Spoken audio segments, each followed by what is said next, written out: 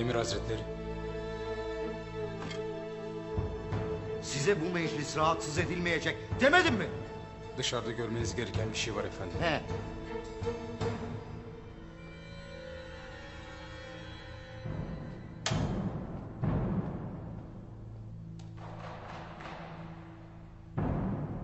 Konuşsana be adam!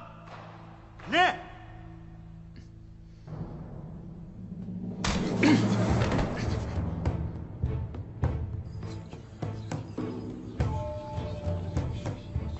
Ne oluyor burada?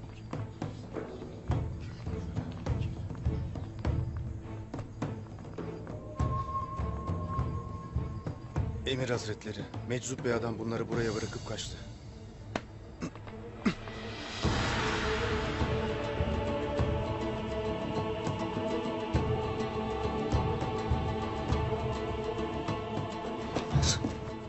Olamaz.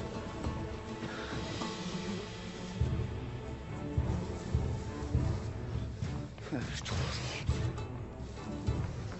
Ertuğrul! Hangi deliğe girersen gir. İstersen cehennemin esfeli safisine gir, seni bulacağım. Eğer ben ki bu devletin emiriysem, ben ki kudretli Saadettin Köpek isem, bilesin ki bu kadim devletin taşını, toprağını senin kafana yıkıp yerin 7 kat